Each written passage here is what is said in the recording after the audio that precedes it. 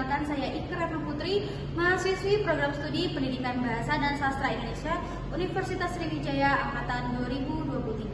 Pada video ini, saya akan menganalisis mengenai cerpen berjudul Robohnya Surau Kami karya A.A. Nafis.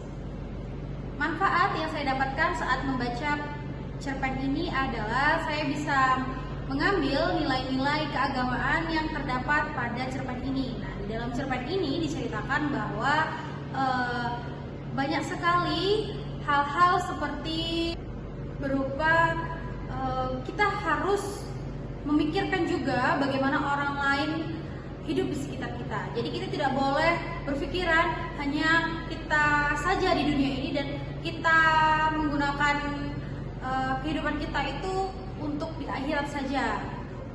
Lalu cerpen ini juga terdapat adanya banyak sekali pesan-pesan yang disampaikan oleh penulis.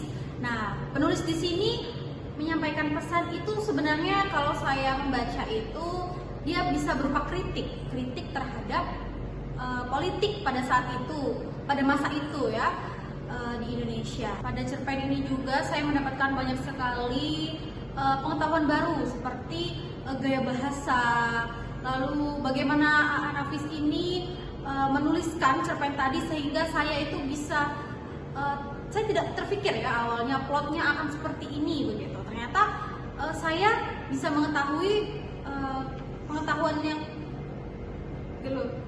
ternyata bisa membuat saya itu terinspirasi seperti itu. Selanjutnya ada kekurangan. Nah, kekurangan pada cerpen ini itu ada di gaya bahasa. Ternyata masih banyak seperti tanda baca, lalu juga penggunaan kata-kata yang tidak lazim gitu digunakan pada masa sekarang.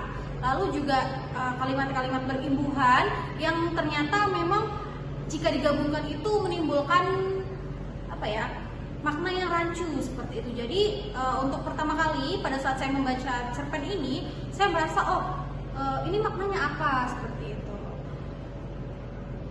Selanjutnya ada latar. Nah, latar ini berkisahkan di sebuah desa dan sebuah surau. Karena pada awal cerita itu disebutkan bahwa si tokoh aku tadi datang ke surau. Jadi ia bertemu kan dengan kakek itu, lalu ditanyalah, kakek kenapa kok kakek murung seperti itu. Lalu dijawab. Nah, di situ diceritakan begitu. Lalu ada alur. Nah, alurnya di sini menggunakan alur maju, yaitu di mana alur campuran, maaf. Nah, menggunakan alur campuran karena awalnya sosok aku ini menceritakan ada seorang kakek seperti itu. Lalu dia menceritakan juga dia pergi ke sebuah surau. Ya, pada hari itu dia pergi ke surau itu. Lalu si kakek ini menceritakanlah, dia flashback. Ya, kakek ini menceritakan kembali kepada pembaca bahwa ini loh yang dikatakan oleh Ajo Sidi. Gitu. Lalu setelah itu balik ke waktu yang seharusnya. Selanjutnya ada gaya bahasa. Nah, di sini banyak sekali menggunakan gaya bahasa yang konotatif negatif ya. Saya juga menemukan beberapa kata-kata seperti biang keladi, lalu kemarin itu yang bermakna konotatif negatif seperti pemimpin kata. Nah, itu biang keladi ini yang maksudnya Ajo Sidi. Jadi kakek ini mengatai Ajo Sidi ini sebagai biang keladi gitu. Oh, salah, aku ya, tokoh aku mengatai kakek ini mengatai Ajo Sidi ini sebagai biang keladi yang sudah membuat kakek marah dan kepikiran seperti itu. Lalu kalau pemimpin kata ini maksudnya adalah pemimpin suatu daerah yang memiliki sifat seperti kata gitu. Nah, lalu yang terakhir ada amanat. Nah, amanat di sini memiliki banyak sekali nilai, yaitu kita diajarkan untuk tidak memikirkan diri sendiri. Kita juga harus memikirkan orang lain. Kita harus memiliki pekerjaan, kita harus memikirkan anak cucu kita seperti itu. Lalu kita juga harus memiliki sifat yang penyabar gitu. Jadi tidak terburu-buru untuk menanggapi apa yang dikatakan orang-orang lain. Seperti kakek ini, dia sudah diceritakan oleh Ajo Sidi, lalu kepikiran, lalu dia bunuh diri. Maka dari itu kita harus memikirkan baik-baik apa yang akan kita lakukan ke depannya. Nah, yang ketiga yaitu kita harus menjadi umat beragama yang taat, tapi juga kita harus bijaksana dalam melakukan segala hal. Selanjutnya ada nilai ekstrinsik. Nah, nilai ekstrinsik di sini kita bisa melihat dari latar belakang dari A.A. Nafis ini. Jadi A.A. Nafis ini pada saat menerbitkan ya cerpen ini sekitar tahun 1965.